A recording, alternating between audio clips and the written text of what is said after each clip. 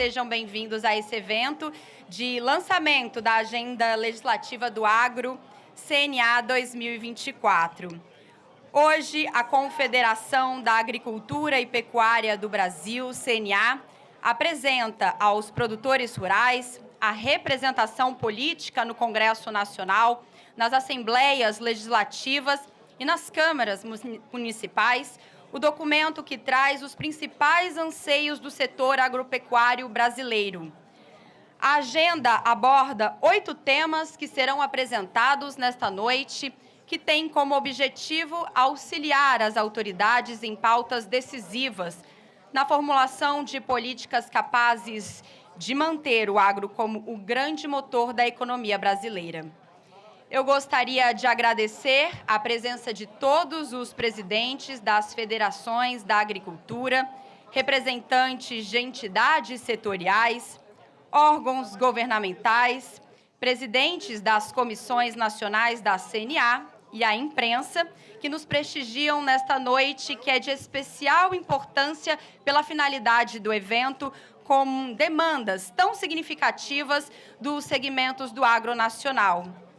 Gostaria agora de registrar as presenças do deputado federal Geraldo Mendes, da deputada federal Flávia Moraes, do deputado federal Júlio César, do deputado federal Vicentinho Júnior, do deputado federal Lúcio Moschini, do deputado federal Zé Vitor, do deputado federal da Vitória, do deputado federal Ronieri Paulino, do deputado federal Alceu Moreira, do senador Jaime Bagatoli, do deputado federal José Rocha, do deputado federal Anderson Pinto, da deputada federal Roberta Roma, do deputado federal Pezenti, da deputada federal Geovânia de Sá,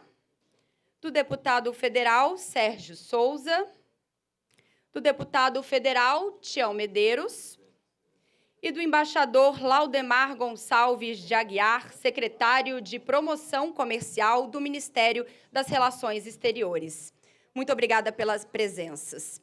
Antes de iniciarmos, gostaria de pedir aos presentes a gentileza de desligarem ou ativarem o modo silencioso de seus aparelhos celulares. Pedimos agora a atenção de todos para assistirmos o vídeo institucional. O sistema CNA representa mais de 5 milhões de produtores rurais em todo o país. É formado pela Confederação da Agricultura e Pecuária do Brasil e pelo Serviço Nacional de Aprendizagem Rural. A representatividade vem das 27 federações nos estados e dos quase 2.000 sindicatos rurais nos municípios. Na CNA, em Brasília, o foco é a defesa do produtor rural com ações e projetos para que as famílias do campo possam produzir mais alimentos com qualidade, tecnologia e de forma sustentável. A CNA conta ainda com técnicos de alto nível especializados nas diversas atividades do agro que atuam nos poderes executivo, legislativo e judiciário na elaboração de políticas públicas. Mas o trabalho do sistema vai muito além com educação e assistência técnica. Essa é a missão do Senar, que também está presente em todo o país e já realizou mais de 80 milhões de atendimentos. Em sintonia com o produtor, oferece cursos de formação profissional, atividades de promoção social, ensino técnico de nível médio, presencial e à distância. E ainda desenvolve um modelo inovador de assistência técnica e gerencial, importante para gerar emprego, renda e qualidade de vida no campo. Também fazem parte do sistema o Instituto CNA, que realiza estudos, pesquisas e projetos para facilitar a vida do produtor, e a Faculdade CNA, que forma profissionais em graduação e pós-graduação para atuar na agropecuária.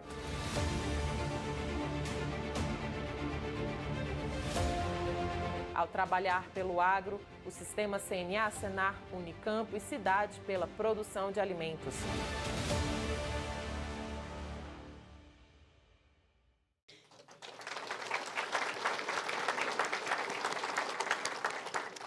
para fazer a abertura do evento, convidamos o presidente da Confederação da Agricultura e Pecuária do Brasil, CNA, João Martins da Silva Júnior.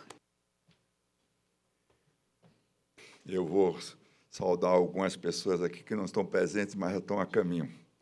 Começar com o presidente da Câmara, deputado Arthur Lira, ministro da Agricultura, Carlos Fávaro. Eu quero fazer uma observação sobre o ministro da Agricultura. Ele foi a primeira pessoa desse governo a nós termos contato e ele entendeu bem qual era a nossa proposição. É defesa do agro, e ele, com profissionalismo, nos atendeu no Ministério e nós temos tido uma relação civilizada, porque é isso que o Brasil precisa, relação civilizada. Senhor Ministro do Desenvolvimento Agrário e Agricultura Familiar, Paulo Teixeira, que eu também gostaria de fazer uma observação sobre agricultura familiar. Eu tenho propriedades e me considero agricultura familiar porque trabalha eu e meus irmãos. Então, nós somos a agricultura familiar. A agricultura é uma só no Brasil. Senadora Tereza Cristina, em nome de quem saúdo os demais senadores presentes. Senhor presidente da Frente Parlamentar, deputado Lupion, que hoje eu julgo meu amigo, e em seu nome, cumprimento todos os deputados presentes, demais autoridades, minhas senhoras e meus senhores. A CNA está realizando esse encontro para apresentar aos produtores rurais do Brasil e a nossa representação política no Congresso Nacional a agenda legislativa do agro para o ano 2024. Nos tempos vivendo, o parlamentar tem sido a instância central de proteção do produtor, frente a uma grande variedade de incompreensões e de ameaças que pairram sobre nós. Tem sido também um principal local de acolhimento dos nossos interesses e dos nossos direitos. O Congresso Nacional é hoje a instituição que melhor reflete o sentimento dos brasileiros e a que melhor equilibra os interesses que, na sua diversidade, precisam coexistir numa sociedade livre e progressista. As atividades parlamentares têm mostrado uma intensidade extraordinária. A CNA acompanha cerca de 6.000 projetos de lei em tramitação nas duas câmaras. 6.000 projetos, viu, ministro? Temos 6.000 projetos lá dentro. Desse total, priorizamos 65 propostas para compor a nossa agenda legislativa do Agro 2024. Pela experiência do passado, temos grande confiança que deputados e senadores, mais uma vez, estarão ao lado da agricultura e da pecuária brasileira. Graças à qualidade da ação política de deputados e senadores, o agro superou, em 2023, sérias ameaças ao direito de propriedade, em particular com a aprovação do marco temporal para a demarcação de terras indígenas em área já consolidada de produção de agropecuária. Esperamos mais medidas de proteção e segurança jurídica no campo neste ano. O direito de propriedade, a regulamentação do novo imposto sobre o valor agregado, além de legislações sobre o meio ambiente e trabalhistas, serão pautas decisivas em 2024. Sobre esses temas, teremos de nos colocar em acordo e nos aplicarmos para que o agro permaneça como o grande motor da economia brasileira. Acompanhamos ultimamente a reação dos agricultores europeus, que levou as autoridades a recuar do mesmo regulamento que querem impor aos produtos e aos produtores brasileiros, limitando a nossa competitividade. O que nos torna diferente é que já produzimos com sustentabilidade, que temos um Código Florestal e o Parlamento está ao nosso lado. O agro brasileiro está vivendo momentos de dificuldade. As severas alterações climáticas decorrentes do fenômeno El Niño provocaram relevantes quebras de safra de grãos, especialmente soja e milho. Eu conversava antes de abrir esse evento com o ministro, ele estava me dizendo que nós temos que trabalhar muito no seguro safra. Essa é a grande ferramenta que nós temos para a gente conquistar a serenidade do nosso produtor. A safra total terá redução de pelo menos 8%, que dessa vez vem acompanhada de grande baixa nos preços dos grãos, devido às condições do mercado internacional. No entanto, os recursos do governo federal para o seguro agrícola não atendem às necessidades do setor. Em 2021, cobriam cerca de 14 milhões de hectares. Em 2023, foram suficientes apenas para 6 milhões de hectares. Repete-se a história para o Brasil, o agro vai muito bem, pois foi o principal fator para o crescimento do PIB e para o recorde do superávit comercial da balança comercial no exterior. Para o agricultor, não há muito o que comemorar e muito com que se preocupar com o seu futuro. Como de outras vezes, vamos superar as dificuldades. Para isso, contamos com a atuação vigilante dos parlamentares brasileiros, que, cabe repetir, são a nossa última instância de acolhimento e de proteção. Obrigado a todos.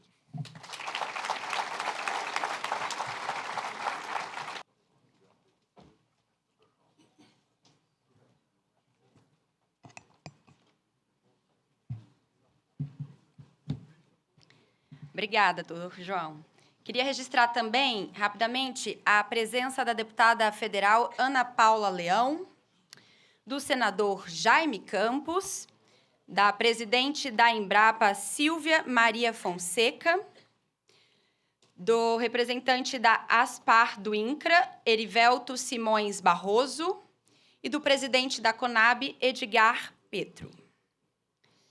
Bom, convido agora para trazer a abordagem das temáticas da agenda o vice-presidente da CNA, José Mário Schneider.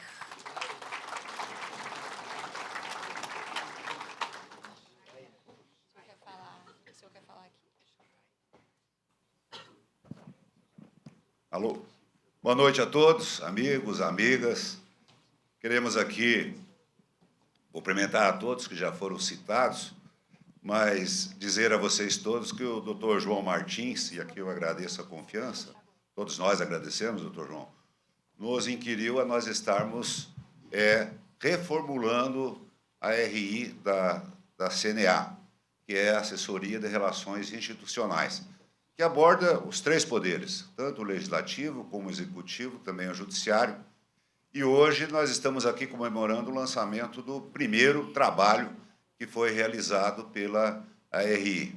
Mas esse trabalho não foi construído apenas pela RI, foi por todos os setores aqui da CNA, todas as diretorias, diretoria técnica, diretoria jurídica, diretoria internacional, assim como também o Senar e o Instituto CNA, enfim, todos eles aí que contribuíram para que nós pudéssemos estar aqui hoje apresentando pela primeira vez uma agenda legislativa da CNA. Então, doutor João Martins, a gente quer mais uma vez agradecer e, é claro, por todo o apoio recebido para que esse trabalho pudesse estar aqui sendo apresentado hoje tanto ao setor rural como também ao mundo político e, é claro, a toda a sociedade brasileira. Então, são temas extremamente relevantes, o doutor João já comentou aqui, são 6 mil projetos que são acompanhados pela Casa, 6 mil projetos, as quais nós conseguimos extrair deles 65 projetos preferenciais em 8 temas, 8 temas que serão abordados aqui nesse momento, que o primeiro deles é a área econômica e também tributação, as quais nós temos uma preocupação muito grande agora com a regulamentação da reforma tributária. Reforma essa que foi aprovada. Aqui a gente quer agradecer muito o empenho de todos os deputados, senadores, senadoras, deputadas. A gente sabe, acompanhamos aí que foi um trabalho muito forte que foi realizado, uma reforma que, diga-se de passagem, já era esperada por 30 anos no Brasil. E agora, é claro, que o acompanhamento, né, da regulamentação através de projetos de lei complementares são extremamente importantes. Um outro tema extremamente importante também é a questão do meio ambiente. Nós temos aí a lei do licenciamento ambiental que foi aprovada na Câmara e que agora se encontra no Senado Federal, né, extremamente importante para que a gente possa ganhar agilidade nos processos de licenciamento. Isso não quer dizer afrouxamento, mas sim agilidade nos processos e serve também para a área pública. Muitas vezes a gente vê aí projetos, licenças que demoram 8, 10 anos para serem, atrasando obras públicas, atrasando também o setor privado, enfim, a todos. E, é claro, também a aplicação do Código Florestal Brasileiro.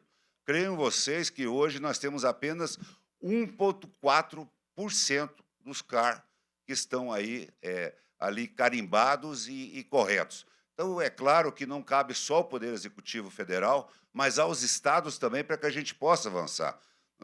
Agora nós vamos aí ter que tratar com essa nova lei europeia, que trata do due diligence, que, sem dúvida nenhuma, o CAR vai ser uma ferramenta extremamente importante no que diz respeito ao meio ambiente. Um outro tema, relações internacionais, para que a gente possa avançar tanto nas relações bilaterais do Brasil, como também das multilaterais. A gente sabe que nós ainda tratamos aí do Mercosul, mas ele não avançou, né? Ainda precisa de alguma coisa, mas hoje tratamos com o México, né? Falamos no México que a gente pode avançar e outros países. Então, isso é extremamente importante para o setor agropecuário. Tecnologia e educação no campo. E aqui eu quero fazer um parênteses sobre o trabalho que o Senar executa. Aqui o Daniel Carrara, nosso diretor-geral do Senar, da CNA, doutor João, onde hoje o Senar ele assiste 250 mil produtores rurais no Brasil. E hoje nós vemos já experiências extremamente exitosas, onde nós tiramos esses produtores ali da vida difícil que eles estavam, senador Jaime Campos, como a gente fala, sempre atrás do morro, onde muita gente acha que só tem bicho e mato, e lá tem um pequeno produtor. E o Senar chega a essas famílias, leva ali assistência técnica e hoje muda a vida dessas famílias. São 8 mil técnicos espalhados por esse Brasil, a qual o Senar faz esse trabalho de excelência. E, diga-se de passagem, começou na Bahia, há 10 anos atrás, onde foi começado esse trabalho e depois ele expandiu por todo o Brasil. Infraestrutura e logística. Foi elaborado pelo doutor João, viu? Aí ele chamou aí algumas federações na época, Santa Catarina, Rio Grande do Sul, foram lá aprender na Bahia como faz assistência técnica e hoje nós chegamos a esse número fantástico, que é o doutor João. Muito bem. Mas vamos lá. Produção agropecuária. Nós precisamos diminuir o custo da nossa produção agropecuária. Se, por um lado, nós temos o mercado, do outro lado do balcão, nós temos que trabalhar do lado de cá. Por exemplo, fertilizantes. Nós não podemos ficar dependendo aí de 80% do nosso fertilizante sendo importado. Isso é uma questão de segurança nacional, né? Os fertilizantes e tem tantos outros temas com relação a essa questão. Relações trabalhistas. Acho que nós não podemos retroceder na relação trabalhista.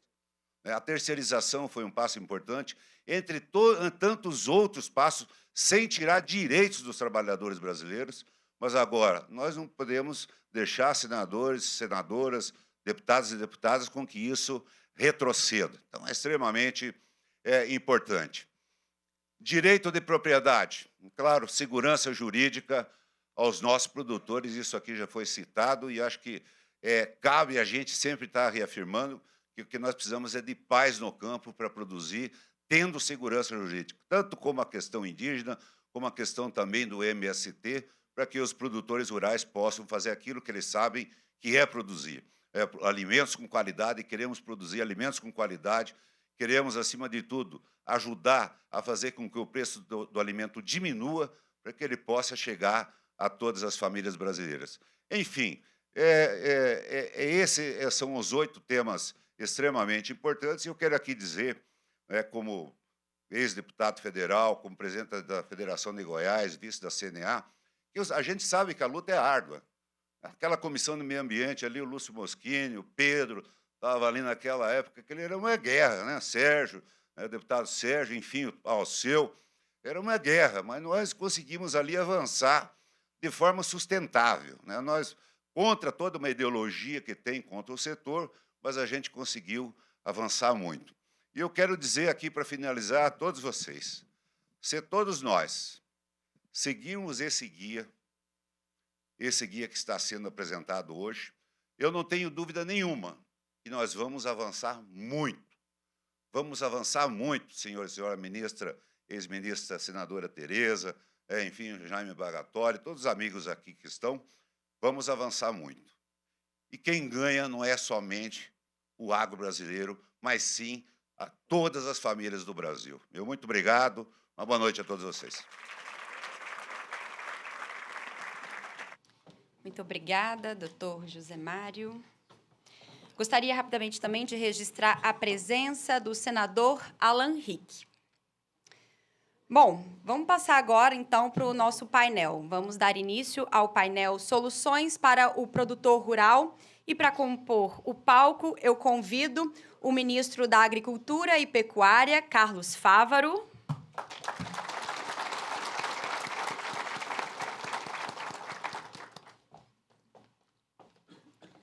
O ministro do Desenvolvimento Agrário e Agricultura Familiar, Paulo Teixeira.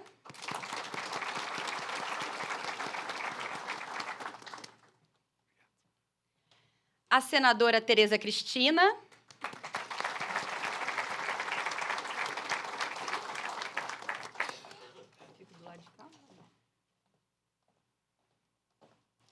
O presidente da Frente Parlamentar da Agropecuária, deputado Pedro Lupion.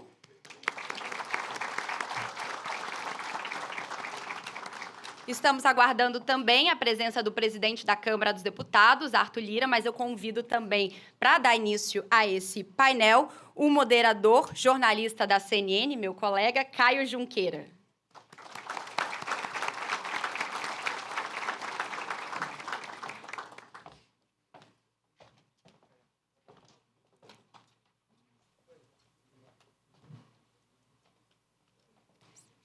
Podem se sentar, senhores. Caio, com você. Oi, boa noite. Agradecer a presença de todo mundo e a CNA também pelo convite. Muito honrado de coração de estar aqui mediando esse evento. Só para explicar um pouco como vai ser nosso papo aqui, a gente vai dividir mais ou menos em 4 temas, 4 subtemas, cada tema com 10 minutos, então não necessariamente todas as autoridades vão falar sobre os temas, mas claro que as autoridades querendo comentar algum assunto, alguma pergunta ou alguma resposta, estão à vontade para falar. Tá bem? Bom, ministro Carlos Fávaro, a gente vai começar com o senhor como representante do Executivo aqui no palco. Nas falas anteriores mesmo foi ressaltada a necessidade ali de recursos de um seguro rural, seguro safra, né, como foi classificado aqui, tanto pelo presidente como pelo vice. Em 2023, o setor reivindicou ao governo federal 2 bilhões de reais. Isso na ponta acabou chegando metade, bilhões, acabou chegando metade disso na ponta, um pouco menos até, porque teve corte, teve contingenciamento. Do ano passado para cá também foi ressaltado nas falas que mudanças climáticas, aumento do endividamento do setor, aumento do custo de produção, enfim. A reivindicação neste ano do setor é na casa de 3 bilhões de reais. Dá para ter essa expectativa do governo federal, dessa subvenção do seguro na casa do que o setor está reivindicando, 3 bilhões de reais? E, se não, qual política pública o Ministério e o governo federal vem tratando para mitigar e reduzir os danos e os prejuízos que o setor vem tendo? Perfeito. Bom, muito obrigado, Caio. Queria, antes de mais nada, cumprimentar o doutor João. E, ao cumprimentá-lo, cumprimento todo o sistema CNA, parabenizá-lo pela iniciativa de pautar o Congresso Nacional, o Executivo de Políticas Públicas para esse setor. Me permita, Caio, também dizer que esse setor, que é a força da economia brasileira, só é o que é graças a homens e mulheres vocacionados, graças a entidades representativas de classe muito bem estruturadas, que sabem demandar e sabem o dia a dia no campo e sabem cobrar das políticas públicas eficientes, de compromissos de qualquer governo do Executivo. Não existe governo no Brasil que não venha a administrar esse país, que não possa ter compromisso com esse setor e, sem sombra de dúvida, parlamentares muito bem estruturados e competentes para poder, dia a dia, aperfeiçoar com pautas legislativas necessárias com as mudanças que o mundo, nessa velocidade gigante de atualizações, precisa ser também atualizadas as legislações. Então, mais uma vez, parabenizar por termos esse debate e a importância e o enriquecimento disso, já que o setor tem várias frentes parlamentares ligadas à agropecuária brasileira, mas a maior de todas, que o guarda-chuva, é presidida pelo nosso amigo, colega Pedro Lupion. Então, lhe dizer sobre o seguro rural. Há algum tempo, Caio, as dúvidas nos debates eram se haveria ou não, ou se existiam ou não, mudanças climáticas. E as comparações técnicas, olha, se dizem que teve uma seca dessa magnitude há 40 anos atrás, então não tem mudança climática, porque já teve uma seca dessa. Mas demorou um certo tempo, mas a compreensão me parece que está pacificada, que houve as mudanças climáticas. Então, não quer dizer que não existiam intempéries climáticos. Sempre existiu e sempre vai existir. O problema é a periodicidade, cada vez mais rápido. A um determinado momento, nós tínhamos um período de El Niño, aí um período de 2 ou 3 anos de normalidade, mudando para um período de Laninha. O problema é que hoje sai de El Niño para Laninha no mesmo ano. O que está muito bem numa região, pode ter certeza que talvez o ano que vem já vai ter problema climático. Então, o seguro ganhou uma importância nunca vista. Mas também a consciência de que esta é uma operação de mercado e que, portanto, o mercado se regula. Se as mudanças climáticas estão cada vez mais evidentes e mais ferozes, mais difíceis de ser superada, a apólice de seguro é cada vez mais cara e cobre cada vez menos. E, portanto, precisa de muito mais recurso. Não é um precedente deste nosso governo um orçamento de 1 bilhão. Eu tenho certeza que a ministra Tereza queria, durante todo o seu período, mais do que 1 bilhão. E esse mesmo 1 bilhão que está sendo utilizado, que já não é mais suficiente diante dos intempéries. Então, mais do que a gente só discutir o orçamento público, que é necessário 3 bi, fato é, nós precisamos de ajustes. Um deles, por exemplo, e aqui pode se tornar polêmico, mas é importante a gente dizer, o Proagro precisa ser revisto. O Proagro, no ano passado, consumiu 10 bilhões de reais. 10 bilhões. E eu não estou dizendo que os pequenos produtores não precisam de cobertura. Precisam sim. Mas se a gente modernizar e talvez no Proagro economizar um pouco, 2 bi do Proagro, está aí os 2 bi para se colocar no seguro rural e fazer 3. Está aí já a fonte do recurso. E não precarizar para nenhum pequeno produtor. Talvez, numa faixinha ali, ele migra do Proagro para o seguro rural. Mas ele vai ser contemplado também, entendeu? Então, o orçamento é algo que todo mundo imagina que é um pé de jabuticaba. Vai lá e panha uma jabuticaba, mas não tem jabuticaba para todo mundo. A gente tem que adequar. E é possível isso. E o Congresso Nacional tem um papel fundamental neste debate ao lado do Executivo. E também, além disso, nós precisamos ferramentas mais modernas. Foi-me apresentado pelo meu, e chamo de conselheiro com muito orgulho, ex-ministro Roberto Rodrigues, assim como Tereza também é minha conselheira, e todos os ex-ministros, a gente dialoga muito e a experiência deles é fundamental para que a gente possa tocar essa pasta. um modelo de seguro rural que tem na América Latina, que é uma empresa que começou no México, que usa muito a tão famigerada e falada hoje inteligência artificial, o cruzamento de informações agronômicas com previsões meteorológicas e apólices muito mais flexíveis. Se você não precisa contratar uma apólice, por exemplo, só como exemplo, para o período todo de cultivo. Você pode contratar a apólice para o período da colheita, ou para o período do plantio, ou para o período de enchimento de grãos, então muito flexível, variando os valores dessa apólice e, portanto, muita modernização. Então, há um conjunto de ações sendo planejadas para que nós, com reformulação do Proagro, reformulação de metodologias, apoio orçamentário, Congresso Nacional, possamos, então, universalizar cada vez mais o seguro rural tão necessário para a estabilidade da nossa agropecuária.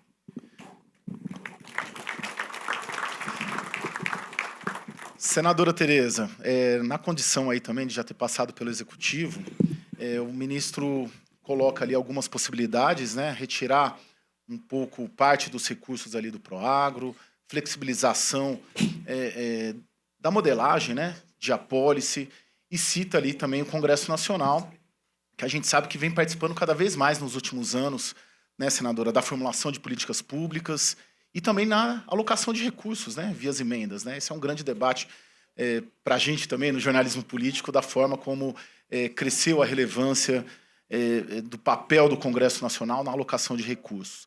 No Congresso Nacional, e tendo passado também pelo Ministério, como que está esse debate de medidas ou de políticas públicas também ali formuladas no processo legislativo para atenuar e mitigar esses danos para o produtor, senadora? Acho que o ministro colocou aqui muito bem o assunto do seguro rural. E é um assunto que vem desde o ministro Roberto Rodrigues, né? E ele é recorrente. Quase 20 anos. Quase 20 anos. E o Ministério da Agricultura não pode continuar com esta insegurança, né, repassando ela para o produtor rural. Então, nós precisamos de vontade política, e nós precisamos de decisão política para que o Executivo, o Legislativo, possam trabalhar em conjunto e resolver, de uma vez por todas, o problema do seguro rural. O ministro colocou que o Proagro, 10 bilhões no ano passado, e não foi diferente ano retrasado nem o outro ano. É em torno de 7 a 10 bilhões todo ano. Será que ele não precisa ser revisto? Eu, quando passei pela pasta, discuti muito isso com o Tesouro, porque fica no Tesouro. É um problema para o Tesouro Nacional ficar com o Proagro lá. Isso precisa ser revisto, precisa ser modernizado. E, de repente, pode sim a gente conseguir esses 3 bilhões, 2 bilhões, enfim, o necessário para cobrir o seguro rural. Então, eu concordo, ministro, que nós precisamos colocar uma lupa sobre isso e ter uma conclusão e a vontade política de resolver. Eu, agora, na condição de senadora no Legislativo, estou trabalhando com um grupo no meu gabinete, com muitos especialistas na área de seguro, para fazer um fundo privado de seguro para fazer a compensação desse seguro. Porque o que acontece? As empresas, elas têm uma base pequena hoje, cada vez menor. Então, nós precisamos olhar isso. E eu acho que nós vivemos um momento muito bom, ministro, para fazer o seguro agora crescer, a base do seguro. Por quê? Todo mundo está vendo a necessidade.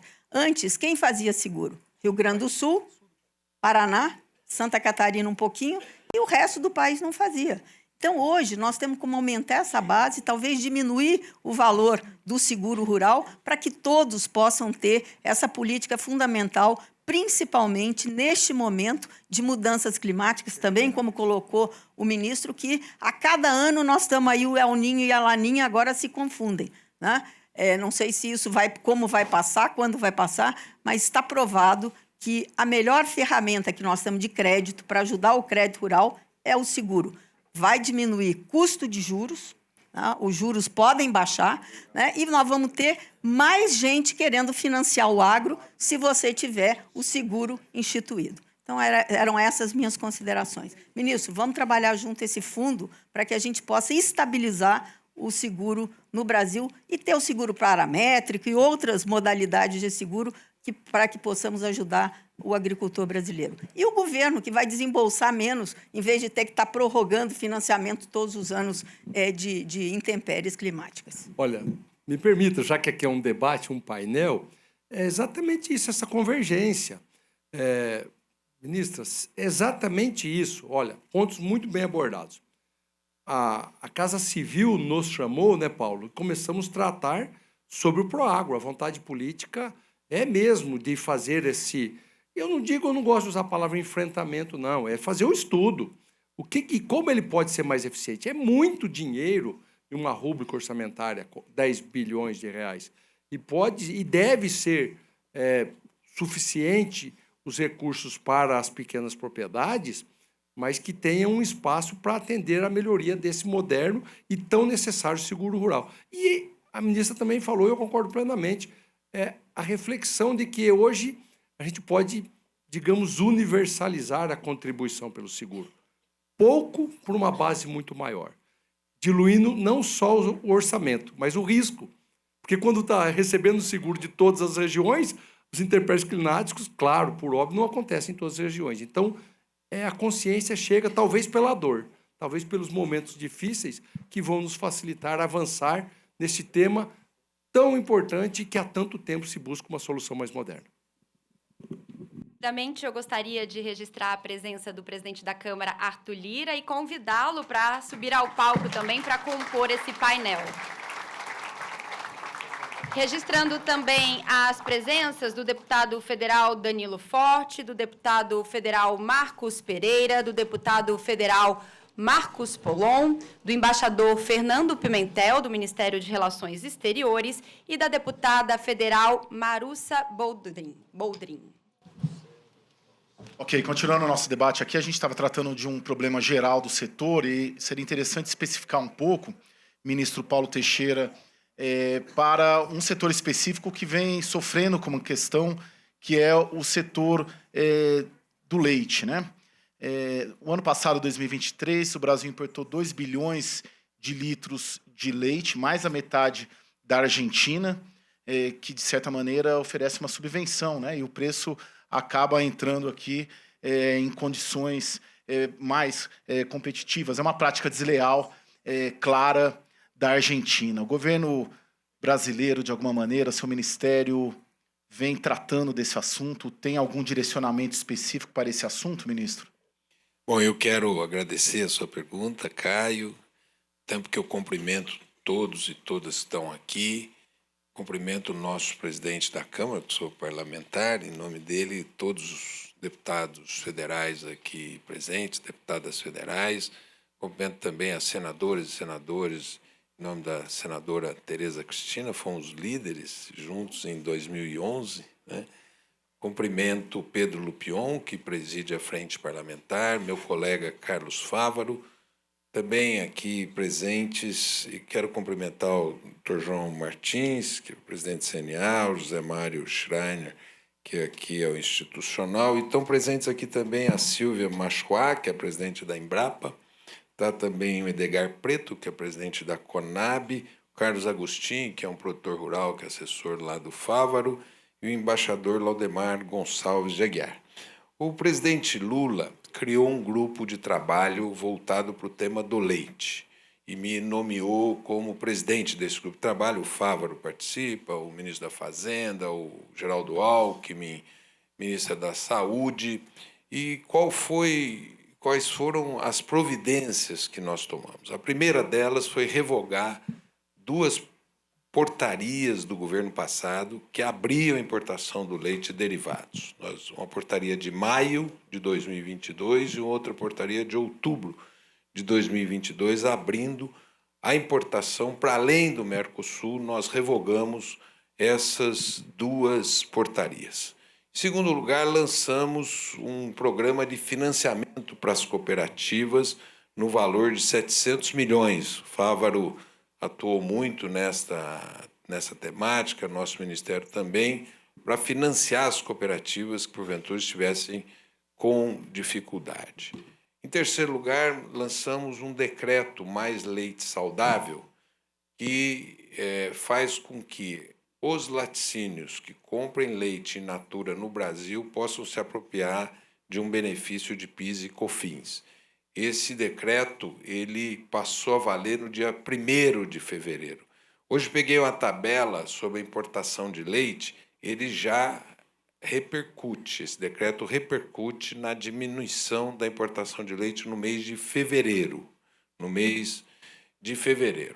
Eu quero aqui, acho que faço junto com o Fávaro aqui, anunciar que na semana que vem será repactuada a dívida dos produtores de leite do Brasil. Os produtores de leite tomaram financiamento quando o leite estava a R$ 3,80, né? E assim modernizaram a sua produção, mas o leite baixou de preço e eles têm uma dívida razoável junto aos bancos, dívida essa que será repactuada a partir da semana que vem, numa decisão do CMNE que será tomada a semana que vem.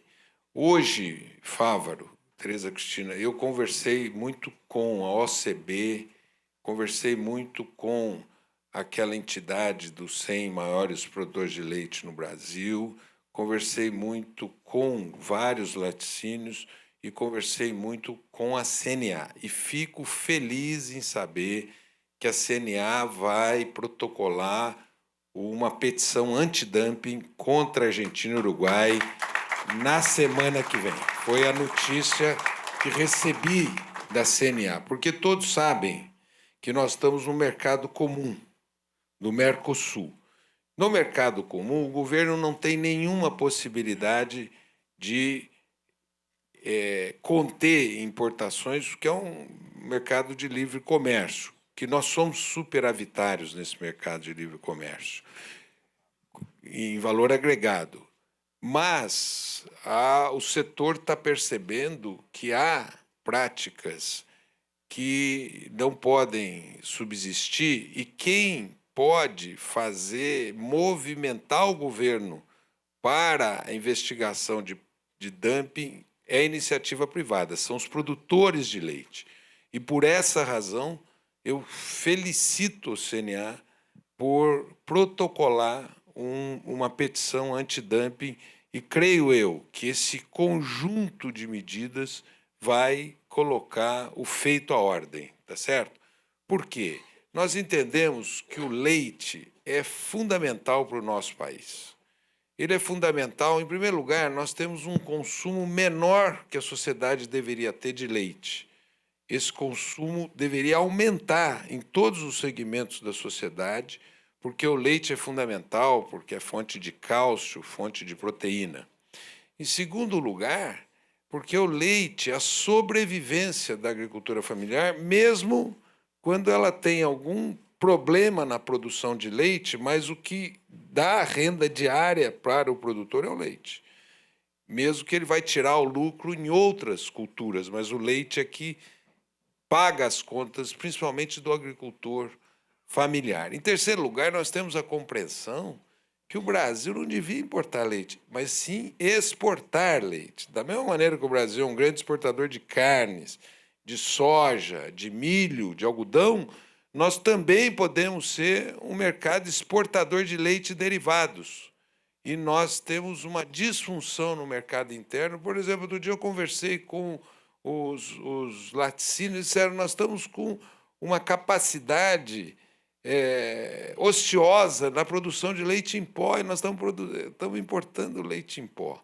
O Brasil não tem vocação para essa situação atual, mas sim para ser um mercado forte do ponto de vista do mercado interno e também do mercado externo de produção de leite e derivados. Então, são essas as providências e eu espero que, em brevíssimo tempo, nós equilibremos esta condição comercial e aí nós também estamos, paralelamente, assim concluo, lançando um programa de aumento da produtividade do agricultor familiar, que é ele que acaba sendo prejudicado nesse processo, porque o médio e o grande conseguiram se modernizar, mas quem está com dificuldade nesse momento é o pequeno.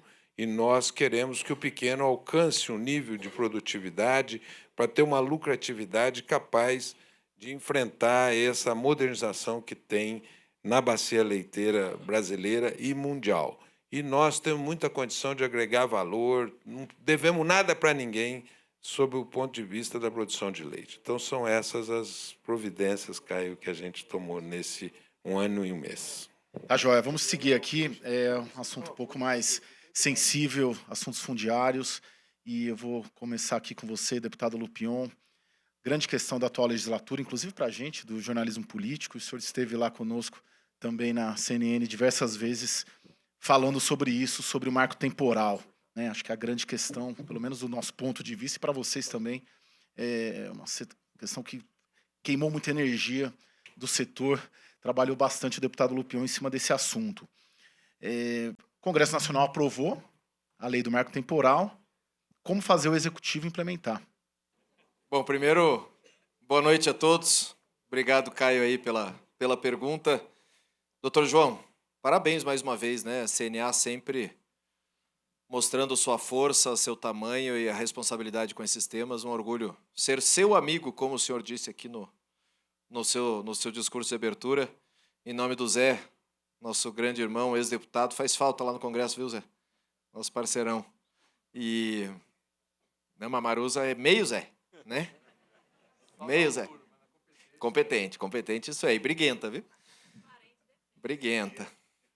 Mas, assim, em teu nome, quero cumprimentar toda a equipe da CNA, Daniel, Senar, todo o pessoal. Cumprimentar meus amigos aqui parlamentares, nossos componentes da nossa FPA, que estão em grande número aqui presente, em grande número. E aos presidentes de federações todos aqui, em nome do meu padrinho Ágido Meneghetti, que vem lá do Paraná. Obrigado aí pelo carinho de vocês sempre e o companheirismo. E, presidente Arthur Lira, obrigado pela tua presença, hein? Eu sei que o senhor deixou a sessão no meio lá, veio correndo para cá, votando o ensino médio, tema importantíssimo para prestigiar o nosso agro brasileiro. Muito nos orgulha teu posicionamento sempre junto conosco. Ministro Paulo Teixeira, ministro Fávaro, ministra Tereza Cristina. Vamos ao ponto que importa, então. Bom, primeiro eu quero dizer que nós fizemos a nossa parte. Foram anos e anos de tramitação no projeto. Um projeto que não trouxe inovação nenhuma, um projeto que só colocou na lei efetivamente o que dizia o próprio Supremo Tribunal Federal numa decisão de julgado do ministro Aires Brito na época da Raposa Serra do Sol. Isso faz com que a gente tenha maior tranquilidade, Nilson, maior tranquilidade de poder colocar isso, senador Jaime, na legislação, porque a gente sabia que a gente estava fazendo exatamente o que o STF tinha feito lá atrás e que estava valendo, senador Alan Rick. Nós fizemos isso, tramitamos essa lei na Câmara, tramitamos no Senado. Importante, faço questão de ressaltar aqui o apoio constante do presidente Arthur Lira e dos nossos parlamentares aqui em relação a esse projeto marco temporal. Aliás, eu sempre que tenho a oportunidade de destacar o trabalho do presidente Arthur junto à nossa bancada, eu sempre destaco, senador Bagatoli, porque o deputado Arthur Lira fez um compromisso conosco na sua primeira eleição como presidente da Câmara, disse que cumpriria as pautas junto conosco, que atenderia às nossas demandas e cumpriu estritamente tudo aquilo que a gente precisava na Câmara dos Deputados, inclusive essa questão do marco temporal. Em seguida, seguiu para o Senado.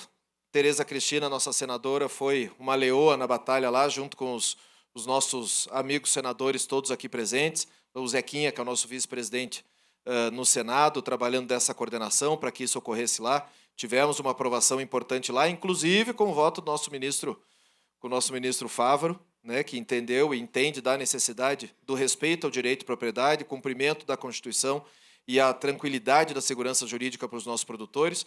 Houve o veto. Vocês todos, estou fazendo um resumo da história do que aconteceu. Houve os vetos por parte do presidente da República. Nós derrubamos os vetos numa votação extremamente importante, com uma larga margem, tanto na Câmara dos Deputados, mais de 480 votos, como também no Senado, acho que quase unanimidade, faltaram um voto apenas, e inclusive, mais uma vez, com o voto do ministro Carlos Fávaro, por entender que é justiça, é justo cumprir a legislação e fazer o que preceitua a nossa Constituição no artigo 231, deixar muito claro o que significa o marco temporal e deixar muito clara a necessidade de dar segurança jurídica aos nossos produtores. Essa lei não foi promulgada pelo presidente da República, ela foi promulgada pelo presidente Rodrigo Pacheco no dia 27 de dezembro, e ela é válida, ela está vigente, ela vale. Nos causa surpresa, extrema surpresa, alguns julgados seguintes à aprovação da lei, à decisão do Congresso Nacional, inclusive no caso do meu estado do Paraná, e aqui eu quero agradecer o empenho da Federação de Agricultura do Estado do Paraná, da CNA e do Marcelo, que é o nosso responsável por questões fundiárias aqui na CNA, que trabalharam incansavelmente para garantir o direito, trabalham todos os dias incansavelmente para garantir o direito de propriedade dos nossos produtores, em especial da região oeste do Estado do Paraná. Falo aqui olhando para o Sérgio Souza, para o Tião Medeiros, os deputados que estão no dia a dia ali na fronteira oeste do nosso estado, e que a gente sabe da importância de Terra Roxa, de Guaíra, e de Autônia e de tantos outros municípios, inclusive, senadora, do Mato Grosso do Sul, né? Questão igual que está lá em Mundo Novo e outros municípios do Mato Grosso do Sul. Situações esdrúxulas que ocorrem por causa de uma permissibilidade legal que faz com que paraguaios vão ao escritório da FUNAI dentro de território brasileiro, façam seu documento autodeclarado indígenas e vão lá reivindicar as terras dos nossos produtores que estão há décadas nessas áreas. Áreas consolidadas, áreas que estão servindo para a produção agropecuária. Aliás, se nós falarmos da fronteira oeste do Paraná, das áreas mais caras do Brasil e principalmente das mais produtivas, índice de produtividade altíssimo. Esse tema todo foi suscitado devido ao estado de Santa Catarina. Cumprimento aqui nossa presidente da CCJ, Carol de Tone, Giovânia e outros parlamentares de Santa Catarina que estão aqui, em que lá na questão do Morro dos Cavalos houve aquele julgado em relação ao governo do estado. E há questionamentos em relação ao STF? Claro que há. Há uma ação direta de inconstitucionalidade que foi colocado pelos partidos de esquerda e de oposição a esse tema lá no STF, assim como nós colocamos, PP, republicanos, cumprimento aqui o deputado Marco Pereira, republicanos, PP e PL, entramos também com uma declaração de constitucionalidade para dizer que a lei aprovada no Congresso Nacional por maioria absoluta, quase unanimidade do Congresso Nacional, é válida, é justa e é constitucional. É essa tranquilidade que a gente tem que dar para os nossos produtores.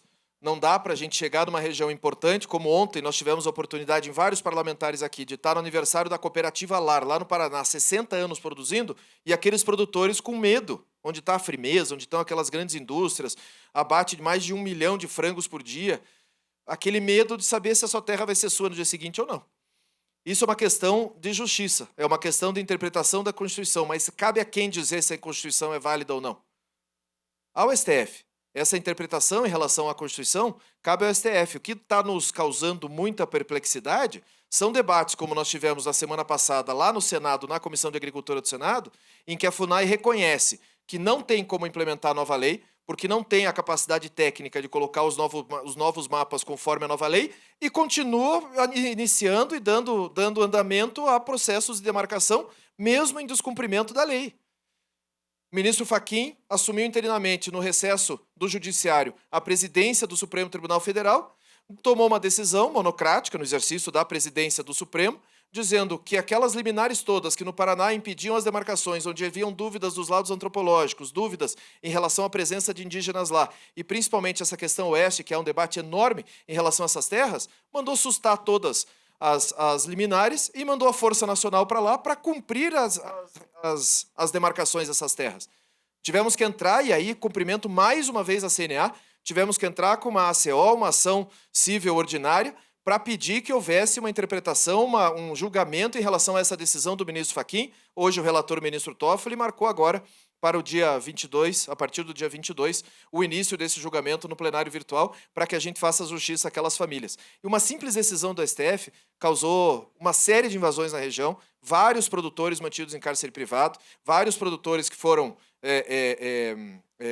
marcados a ferro quente, literalmente, famílias que perderam seus imóveis, e isso não pode acontecer no Brasil em pleno 2024. Fica a provocação de uma preocupação gigantesca em que a gente precisa do apoio e precisa da manutenção da ordem no nosso país. Da mesma maneira que o MST vem ontem, nos grandes jornais de circulação do Brasil, dizer que o Abril Vermelho, que comunicou ao governo que o Abril Vermelho será de diversas invasões, nós não podemos aceitar essa insegurança em pleno 2024, porque o Brasil precisa produzir e o agro continua carregando esse país nas costas.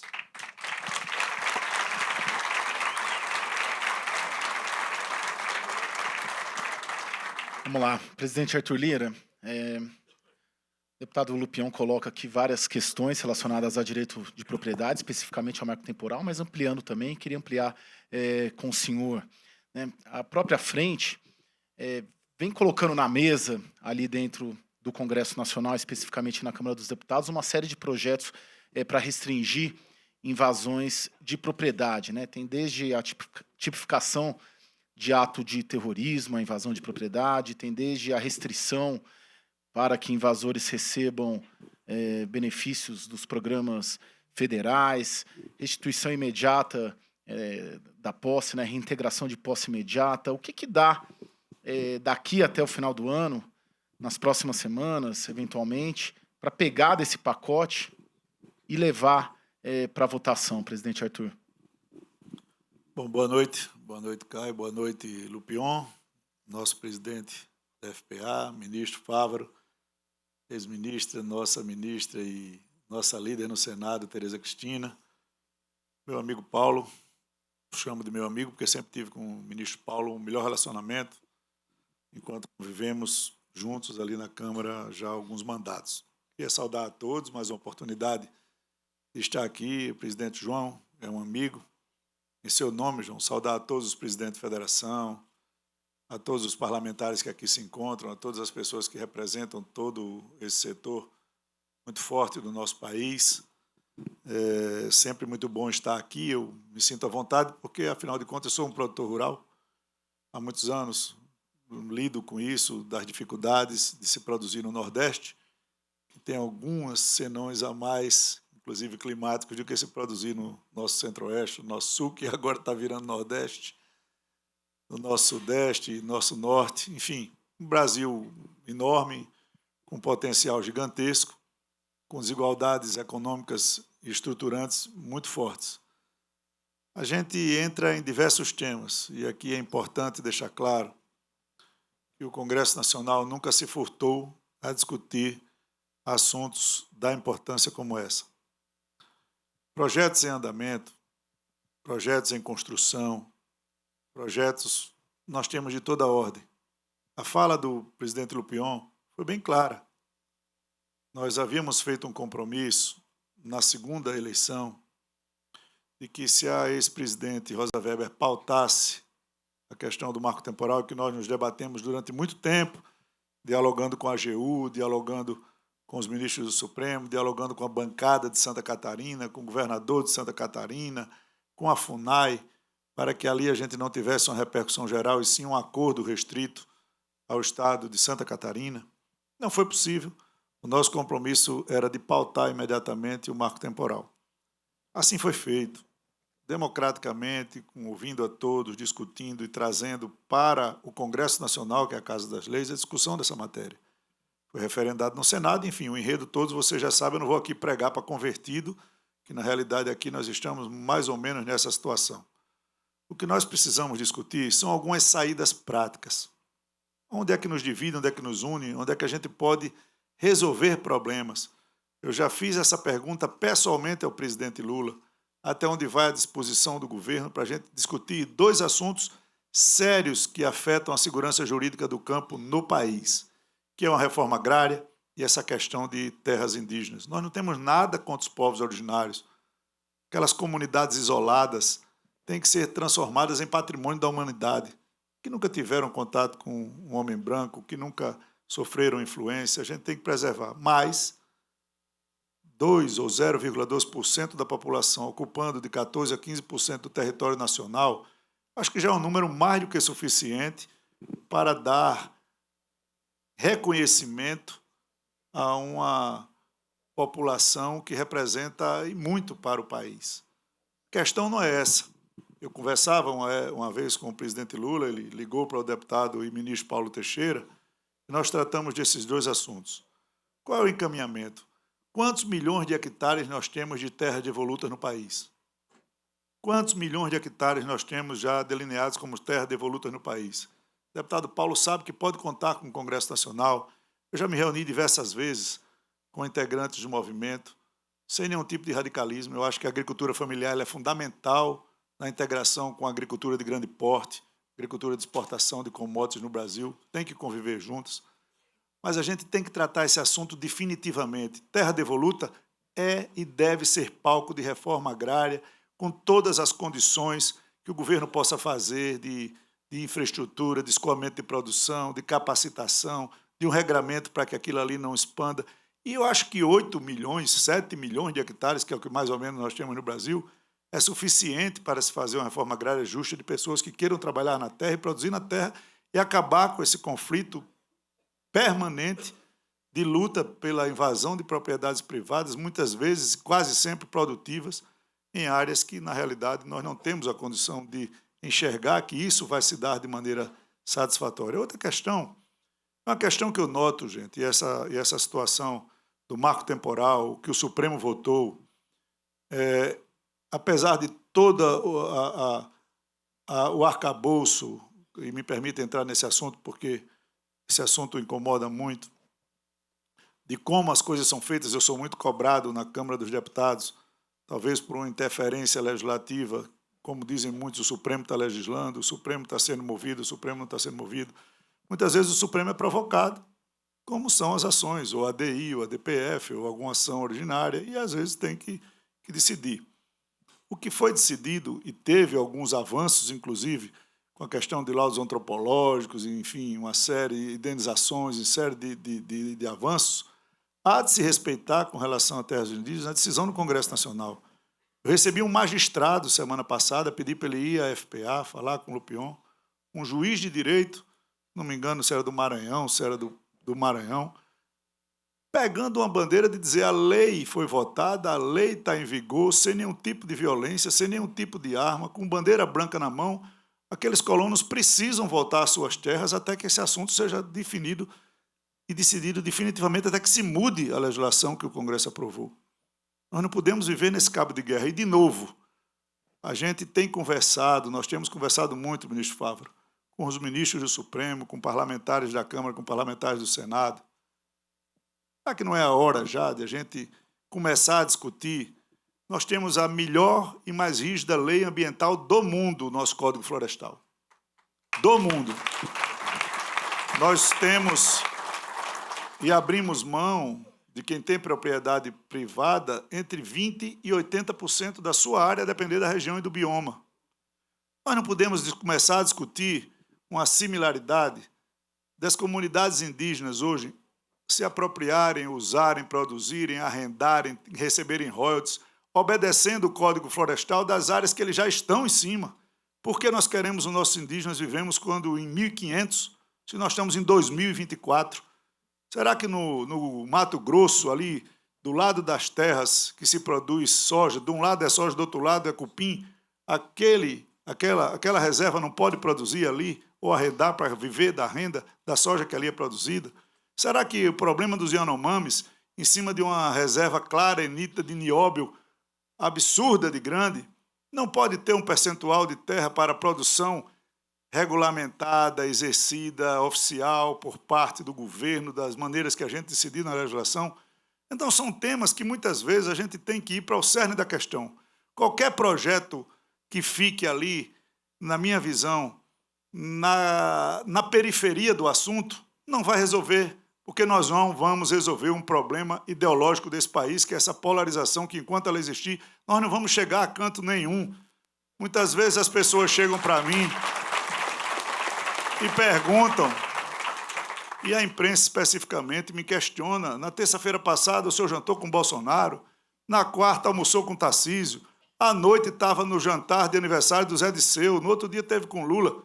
É isso que a política tem que fazer. Eu recebi votos do PT ao PL, tenho que estar administrando partidos que pensam diferentes o tempo todo, mas as pautas de país, elas têm que estar acima disso. E eu coloco aqui, para discussão, inclusive, se esses dois assuntos, que são os assuntos que mais interferem na segurança jurídica no campo, na certeza do investimento, na garantia da produção, na autoconfiança desse setor que carrega o Brasil nas costas, que vai sofrer esse ano com o preço das baixas de commodities. Nós vendíamos boi a 300 e pouco, nós estamos vendendo boi a 200 e pouco, a soja era tanto, baixou para quanto, o milho era tanto, baixou para quanto. Então, essas questões todas, para mim, são muito mais do que questões mundiais, são muito mais do que questões climáticas. É a baixa, como é que eu posso dizer assim, quando você está autoestima de quem produz. É o medo do investimento, na incerteza das inseguranças jurídicas de coisas simples, ministro. Então, a Câmara dos Deputados, eu penso que o Senado Federal tem toda a condição, ministro Paulo Teixeira, e eu penso que o senhor pensa igual, de discutir esses dois temas, para que a gente acabe com eles definitivamente. Infraestrutura, condição, assistência técnica, condição de escoamento e produção da agricultura familiar em terras devolutas e a condição dos povos originários em explorar, em plantar, ou arrendar, ou viver de royalties no que produz, é uma discussão séria. E muita gente já está abrindo os ouvidos e os olhos para isso, inclusive grande parte dos ministros do Supremo, eu posso dizer, porque eu tenho conversado semanalmente esses assuntos. Então, aqui, mais do que os projetos, e a gente sempre coloca, eu atendo com rigor aos líderes de bancada, às frentes parlamentares, as nossas discussões elas são sempre amplificadas de pautas importantes, como essa semana nós estamos votando várias na Câmara, nós estamos atentos. Mas eu penso que enquanto nós não atingirmos essa discussão com profundidade, esses problemas perdurarão durante algum tempo.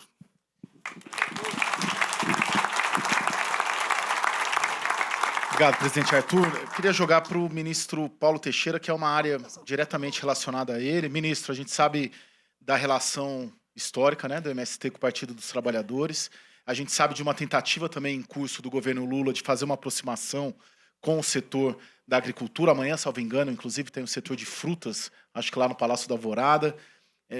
Como manter essa questão, essa proximidade com o MST e, ao mesmo tempo, garantir políticas públicas que tragam segurança jurídica para o produtor?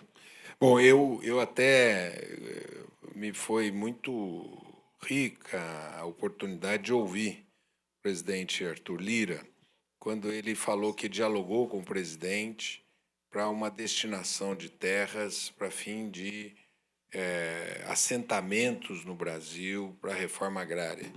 E realmente eu me lembro que, numa conversa sua com o presidente Lula, ele me ligou e ele falou, ele ali cunhou um termo que ele falou: eu quero, Paulo, que você faça uma prateleira de terras para destiná-la à reforma agrária e ao assentamento de famílias. Eu quero aqui anunciar para vocês que no dia 3 de abril o presidente Lula vai anunciar essa prateleira de terra. Não, mas eu não vou dizer o que será a prateleira, porque aí ele que vai anunciar, mas eu quero anunciar a data dessa ideia que vocês construíram e que ele vai anunciar no dia 3, e foi muito engenhosa a forma com que se construiu esse estoque de terra para destiná-lo à reforma agrária. Evidentemente que ele vai ter que ser completado com o tempo, com recursos orçamentários, e a gente também está fazendo uma proposta, ao meu ver, engenhosa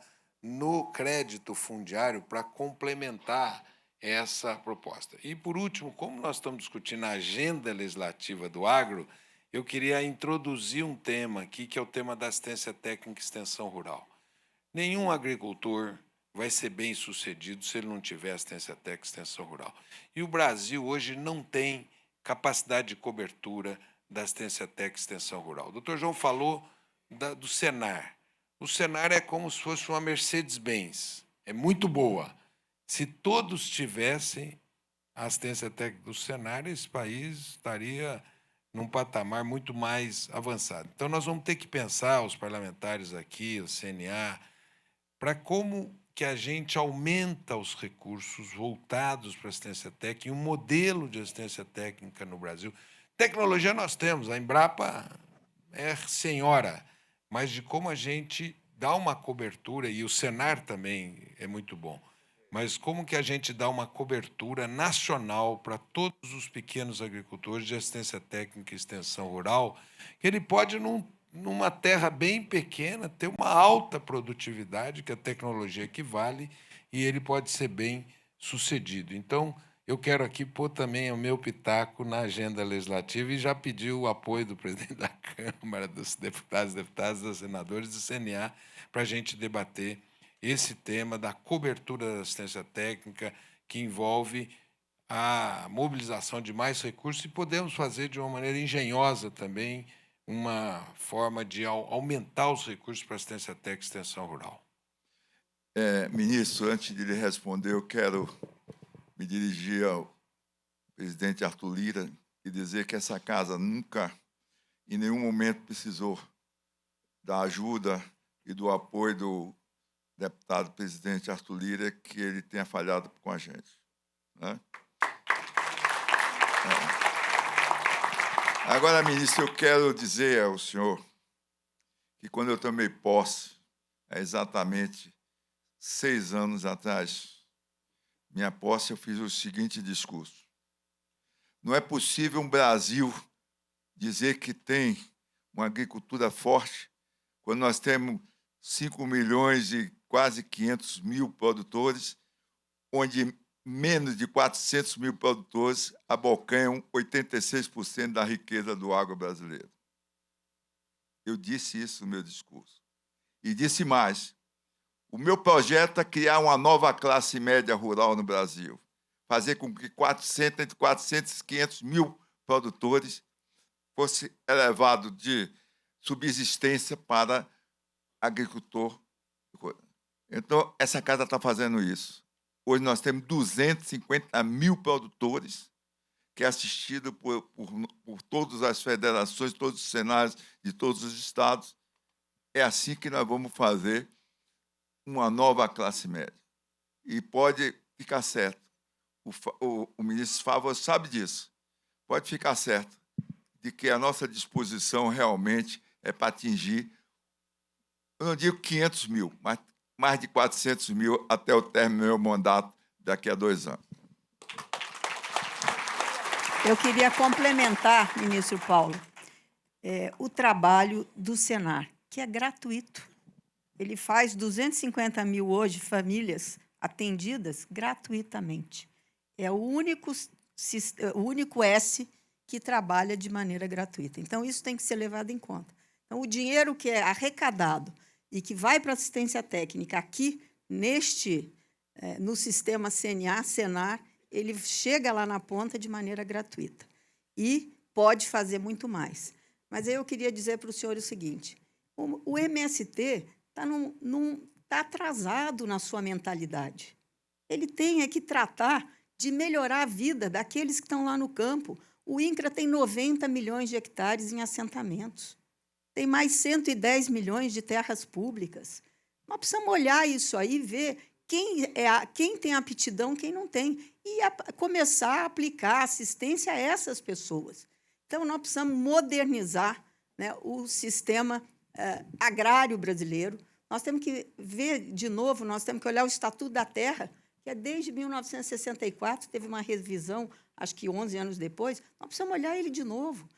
O mundo está andando muito rápido e tem algumas coisas que nós estamos andando de carroça. Nós precisamos começar a andar de carro, pelo menos de Fusca, né, para ganhar velocidade. Eu vou dizer a ele, senadora, que além de dar assistência técnica, a CNA, não é o Senar, não, a CNA, telemedicina a 100 mil pessoas no Nordeste gratuitamente.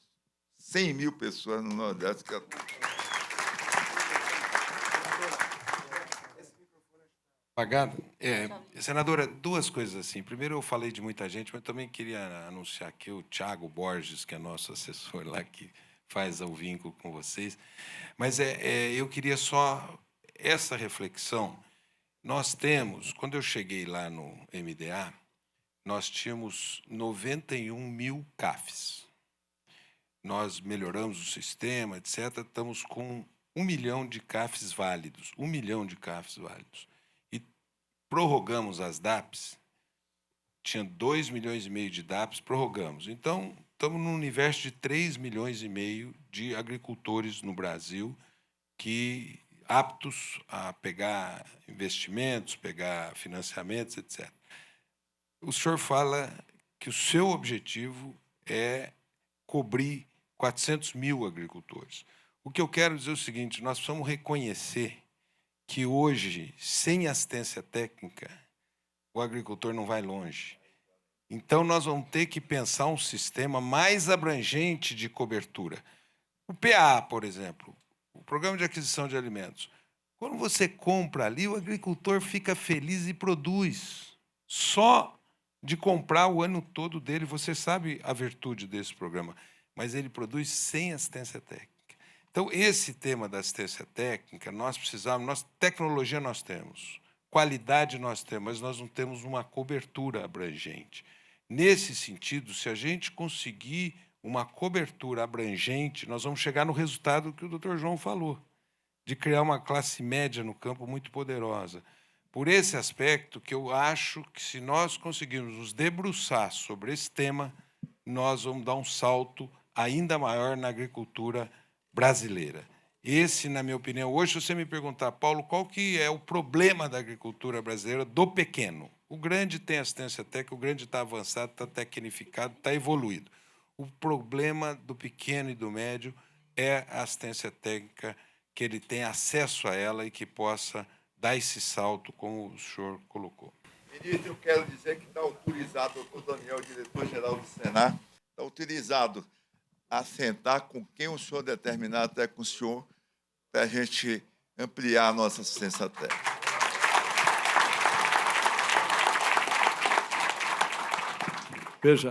Veja, Caio, olha assim, que o bom debate, isso é a política, é a boa política. As pessoas acham que política é só pedir voto. Não, política é fazer isso. Obrigar. Não é brigar, olha só. Convergência de propostas, de ideias. E aqui, sem polemizar e dar um spoiler, né? A imprensa que está aí também. Na semana passada, nós tivemos 2 viagens aqui no interior do país com o presidente Lula, e, por óbvio, a ministra sabe disso, e todos os parlamentares que já viajaram no avião presidencial, este momento de viagem é um momento de despacho também.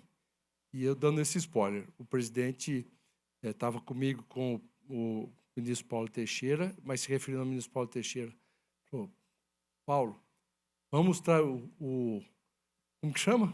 A prateleira, porque eu não quero conflito. Não deixe ter conflito. Eu não quero conflito. Nós não precisamos ter conflito no campo. Então, tenham a certeza. A boa vontade é de todos. Claro, movimentos são movimentos, mas o governo não quer conflitos, a gente quer evitar e quer trazer segurança, tranquilidade, porque é isso que faz o Brasil produzir cada vez mais com tranquilidade e a certeza de dias melhores. Bom, vamos seguir, então. Senadora Tereza, vamos tratar um pouco de Código Florestal, que é outro tema muito sensível. O Código Florestal foi aprovado em 2012 e até hoje é uma obra acabada, né? Principalmente os CARs, né? Os Cadastros Ambientais Rurais. O dado oficial é de que apenas 1,4% das propriedades tiveram os seus cadastros consolidados. Como fazer o Código Florestal depois de 12 anos, né? Já estamos há 12 anos com o Código Florestal, sendo aviltado, seja pela dificuldade dos CARs, seja por normas infralegais, seja por decisões judiciais contrapostas ao que prevê o Código. Como fazer o Código Florestal ser aplicado em sua magnitude?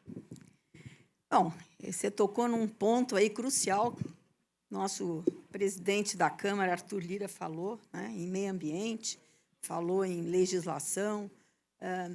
Eu acho que o Código Florestal, depois de 10 anos de debate, saiu um Código Florestal excelente, porque ele, na verdade, Paulo estava ali lembrando aqui, né, nós éramos líderes, não agradou ninguém, nem um lado nem outro. Então, ele saiu, né, um código justo, né? Talvez o mais rígido do mundo. Agora, nós estamos vendo a Europa em grandes manifestações por todos os países europeus, os agricultores, por conta de 4% de área de preservação ou pousio. Pousio, para quem não sabe, é deixar a área quieta lá, né, por um ano e depois só voltar a produzir daqui a 2 anos, enfim. E toda aquela confusão adiaram o Green Deal lá deles para poder atender os agricultores que estão sufocados, não estão aguentando. E nós temos um Código Florestal que é dos melhores do mundo, eu acho que é o melhor do mundo, eu nunca por onde eu andei aí, nunca vi um código florestal como o nosso, que nós temos que preservar de 20% a 80%, sendo que 33% de 60% que nós temos de matas nativas preservadas estão dentro das propriedades rurais, particulares, privadas, e o agricultor tem que preservar. E todo dia eu estou vendo lá no Senado agora a legislação querendo só multar, querendo pegar as pessoas, dando moral, enfim, aumentando as penalidades e não ajudando, né, aqueles que estão ali a preservar com medidas que possam fazer com que a preservação seja indenizada, seja paga. Nós temos aí o pagamento do serviço ambiental, nós temos uma série de legislação, mas o código precisa ser implementado através dos CARs. Na minha época, lá no Ministério, que o Código Florestal ficou ancorado lá no Serviço Florestal Brasileiro, eram mais de 6 milhões de propriedades. E essas 6 milhões de propriedades, falou aqui o Caio, 1,2 só foram analisadas e estão regulares. Tem 28% que passaram por algum tipo de análise. Mas, se nós não passarmos isso para os estados fazerem essa análise, nós não vamos dar conta. É um trabalho hercúleo, gigante. Então, nós temos que autorizar os estados brasileiros a fazerem essas análises. E hoje nós temos inteligência artificial, nós temos aí algoritmos que podem ler, fazer essas análises, chamar o Paraná, né, Ágide, nós falamos lá atrás, está pronto para fazer, só que aí vem uma ação judicial impedindo isso.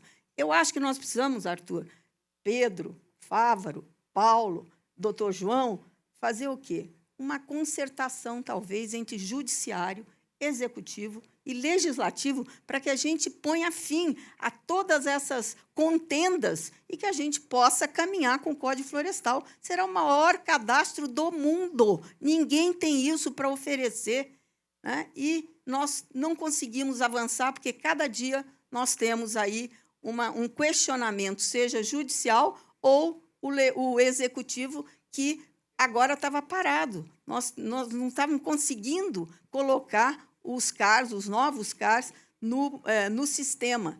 E isso o sistema ele não para, gente, ele é dinâmico, porque as propriedades são vendidas, são desdobradas em outras áreas, são ou fundidas, e aí você tem que estar colocando isso no sistema. Agora, o sistema não roda, nós precisamos fazer esse sistema rodar. Então, o Brasil tem a melhor ferramenta do mundo, o melhor código do mundo, tem preservação das áreas, mas, até hoje, a verdade é que nós não conseguimos colocar o CAR para funcionar. Caio, posso só contribuir com a fala da ministra? Eu acho que esse é um assunto que a gente debate todos os dias, praticamente. Todos os dias. Em qualquer lugar que a gente vai, um dos parlamentares aqui, ou o pessoal da área, os nossos sindicatos rurais, todo mundo fala sobre isso, sobre CAR, todos os dias. O que eu queria até somar à fala da ministra, e em especial o ministro Fávaro e o ministro Paulo, é que o Código Florestal, a lei do Código é muito clara, que ela diz que se aplica a todos os biomas. Infelizmente, uma série de demandas judiciais, de posicionamentos jurídicos distintos e de ações infralegais, principalmente do CONAMA, sem passar pelo Congresso Nacional, tem desvirtuado totalmente o Código Florestal. Estão deixando o código completamente fatiado, e isso não está funcionando para ninguém. Eu quero dar o exemplo maior, que é o grande problema da questão judicial, do tal do...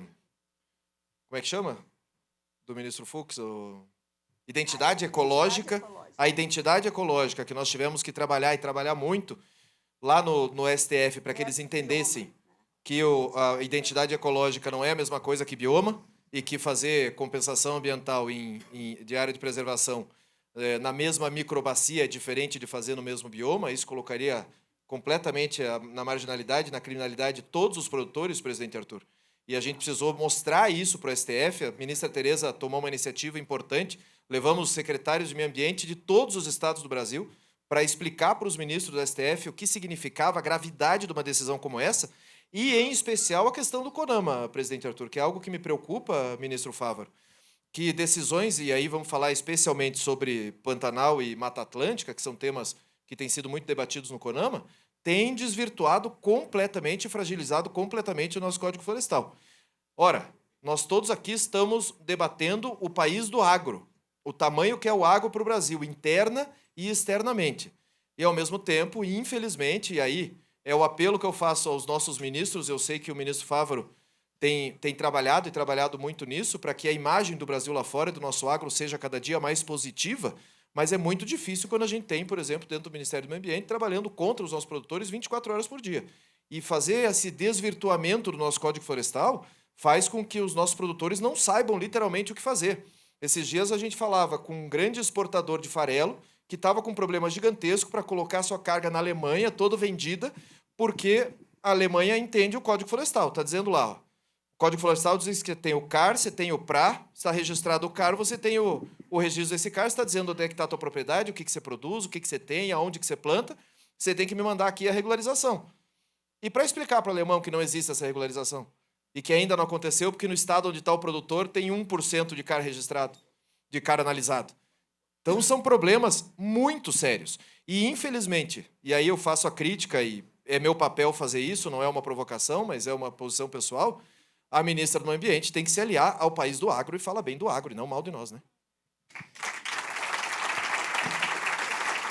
Bom, gente, vamos caminhar aqui para o encerramento. Jogar para o presidente Arthur encerrar. Aqui foi falado aí os grandes temas aí, não todos, mas talvez os principais do setor. Em 2023, o setor reconhece, presidente Arthur, o seu empenho, a sua ajuda em tocar a agenda também, que foi apresentada ali, debatida, do agronegócio e da agricultura brasileira no Congresso Nacional. E para 2024, na sua percepção, presidente Arthur, o que dá para tocar no Congresso da agenda do agro? Bom, o Lupion apresentou aí umas pautas no começo do ano um pouco azedas, né? Ele até essa semana chegou, você está com raiva de mim? Estão querendo plantar o nosso distanciamento. Não existe isso. Nós temos um ano que, por circunstâncias eleitorais, todo mundo acredita que ele é curto, né? Que vai ser difícil de implementar. Nós, o ano passado, ainda depois da votação da reforma tributária, que todos os senhores sabem aqui que sequer entraria no plenário se não tivesse um prévio acordo com o setor do agronegócio, com todas as associações, e nós sabemos o que custou isso de costura para que saúde, educação e a nossa produção agrícola tivessem um tratamento diferenciado, porque são bases fundamentais. Depois da aprovação da reforma tributária, nós entramos na Câmara numa pauta eminentemente de geração de energia verde, pautas de valorização do meio ambiente. O Brasil tem um potencial enorme com relação a isso e nós não podemos ficar a reboque, de novo, de legislações, como se falou aqui da Europa, protecionistas, que muitas vezes protegem em excesso e querem penalizar países como o nosso, que sofrem como o mundo sofre, mas que têm, como disse a ministra Tereza e todos os que falaram aqui, um handicap muito forte com relação à sua preservação ambiental em áreas particulares, em áreas públicas. Então, a pauta energética, Caio, nós encerramos hoje com a relatoria da nossa querida deputada Marúcia Bodrim, com o PATEM, que é um plano de transição energética, de energia limpa. Nós votamos o combustível do futuro semana passada, nós votamos carbono, nós votamos hidrogênio verde, nós votamos eólica offshore. Só da reforma tributária para cá. Nós temos a regulamentação, pesticida. Mas pesticida foi lá no começo. Eu ganhei o apelido de Garoto Veneno na Paulista, com as fotos publicadas lá. Não, eu já passei por algumas, ministro Fávaro, mas isso ali foi lá em 21 ainda, no primeiro semestre. A turma conseguiu arrancar de mim um compromisso de 2 anos e 6 meses. Mas, enfim, nós temos aí a regulamentação da reforma tributária. Eu tenho conversado com o ministro Haddad para que ela venha, para que a gente não fique no vácuo de uma luta importante, a gente tenha uma regulamentação justa. E todas as pautas que se endereçarem, como eu falei aqui, nós sempre temos uma agenda perene. Nós vamos na Câmara com os nossos amigos parlamentares reclamando muito um pouco. No final do ano foi tanta meme, né? Feliz Natal, ressalvar os destaques.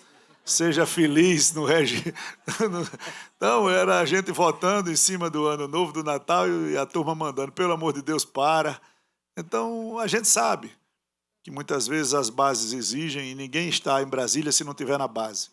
É um ano difícil, mas nós vamos levar com muita determinação a ajuda dos líderes, dos deputados, que são valorosos homens e mulheres que trabalham muito. Só quem fala mal do parlamento é quem não convive no parlamento, não sabe o dia a dia do parlamentar, não sabe o que ele faz. A Câmara dos Deputados, eu tenho orgulho de dizer que nunca fechou as portas em época nenhuma, nem na pandemia, nós fechamos as nossas portas. Então, vai estar aberta, nós vamos num programa de discussão, que foi importante na agenda legislativa do agro, pela CNA, pela FPA, pelas entidades que cuidam do setor, em absoluta consonância com os ministérios que são ligados ao setor, Ministério do Desenvolvimento Agrário, Ministério da Agricultura, enfim, nós estaremos à disposição. Nós, no caminho que estamos, é caminho de solucionar problemas. Nós não estamos, penso eu, no caminho das votações, é no caminho de solucionar problemas já votados. É de fazer com que a legislação no Brasil seja cumprida, seja obedecida, nós tenhamos paz. Passa um pouco pelo que eu falei, mas, assim, inteiramente à disposição para se regulamentar. Agora, votando algumas questões que foram importantes para biomassa, biodiesel, não é? Várias matérias-primas renováveis que provêm do álcool, não é? Etanol, enfim, tantas outras fontes de energia. E a gente estará sempre atento a isso. Então, a Câmara dos Deputados, numa pauta ampla, mas sabendo que esse setor é um setor fundamental para o crescimento, geração de emprego, divisas, exportações, base de alimentação, celeiro do mundo, que é o nosso país. Muito obrigado aí, Caio. Muito obrigado a todos. Bom, muito obrigado a todos, então. E agora a gente tem, né, Melissa, uma... Oh, perdão, ministro. Sim. Vou usar o rosa. Vou usar o rosa. Sem preconceito. Bom, só me permita um minuto, é uma oportunidade tão singela de estar aqui na frente dos parlamentares, e o presidente Arthur não estava quando nós começamos, então, esse painel, Arthur. Eu disse que nós temos grandes ativos para ter essa agropecuária forte e tudo isso, homens e mulheres vocacionados, entidades representativas de classe muito importantes, mas um congresso muito ativo. E aqui, com exceção do Caio, que é o mediador, somos 5 parlamentares. E veja que é muito propício o debate e que todos entendam que faz parte do processo esse debate, a divergência e vetos e derrubadas de veto, e isso é parte da democracia e o Congresso atuante. Mas veja o tanto que avançamos, né? O tanto que avançamos. Veja que o pesticida, né? E como você já ficou taxado, e Tereza também, há 24 anos esperávamos essa aprovação. Há 3 anos já estava aprovado na Câmara. E acho que é pertinente falar isso. Ministro, o licenciamento ambiental está no Senado há quase 3 anos. E eu vou falar disso, exatamente. É isso. E esse é o ponto, viu, Arthur? Presidente Arthur, porque, veja, reparem, amigos e amigas, que o que é a arte do diálogo? O relator do pesticida no Senado, a casa que pertenço, foi meu querido amigo, colega Fabiano Contarato, Partido dos Trabalhadores, num entendimento com o apoio do líder Jacques Wagner, e saiu do papel, votou e aprovou. Mas teve veto, mas é parte do... Cada um faz o seu papel e a legislação vai avançando. O piso dentro do combustível do futuro, na semana passada, presidente, parabéns, a pauta, com o apoio do governo, nós mudamos o piso do biodiesel de B6 para B13. O governo apoiando para B13, apoiando o setor. Veja que... Não, o piso é B13. O piso é B13. Já estamos utilizando B14 e direcionamos para B20. Então, o legislativo vem cumprindo o seu papel. E pode ter certeza, com o bom diálogo, o governo, com todas as diversidades que tem dentro do governo, apoia, ajuda para que as coisas aconteçam. A prova é disso. O pesticida, o biodiesel e tantas outras pautas importantes. Eu queria, para finalizar, e é muito importante dizer, um tema que está recorrente e preocupando muito dos nossos produtores e produtoras, é a perda de renda em função de preços achatados e mudanças climáticas e endividamento que se tornou desproporcional em consequência dos dois primeiros itens, quebra de produtividade e preços achatados.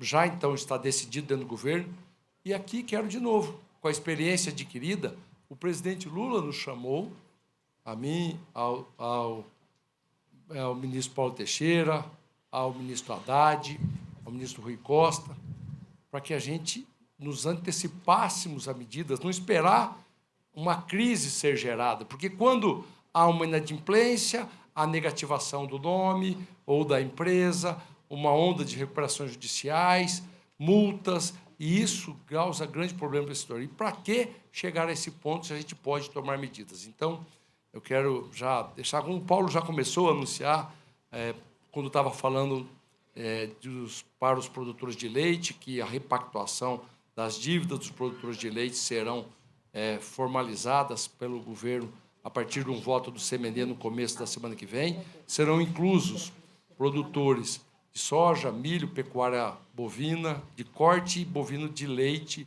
também neste mesmo voto do CMN. Lembrando, e eu quero que todos fiquem com a porta aberta para que a gente debata com as entidades, algumas outras pendendo. Não dá para a gente irrestritamente prorrogar todos os investimentos, até porque tem setores indo muito bem, cacau, floresta plantada, café, não faz sentido para isso.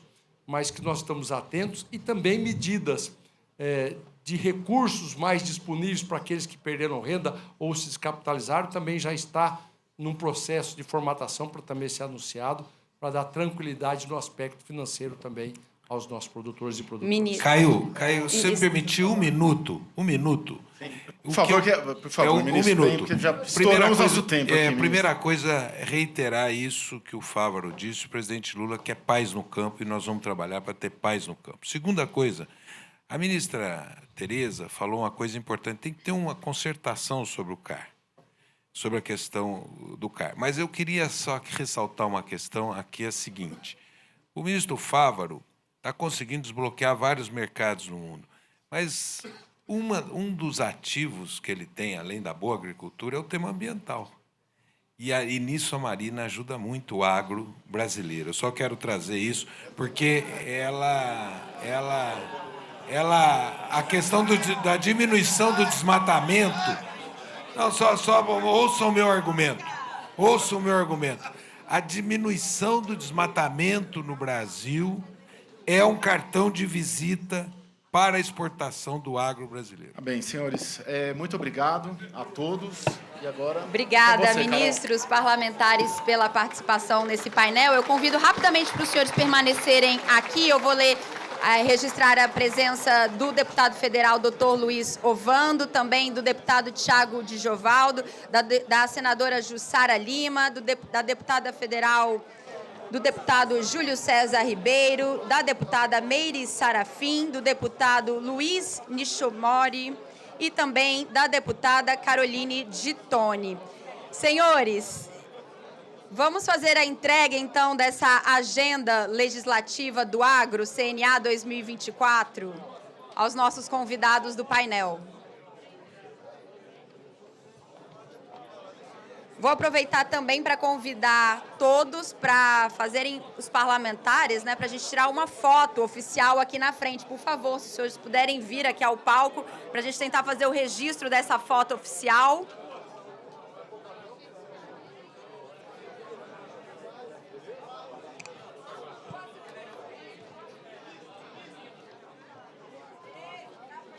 Senadores, senadoras, deputados e deputadas, por favor, venham ao palco aqui para a gente fazer essa foto oficial.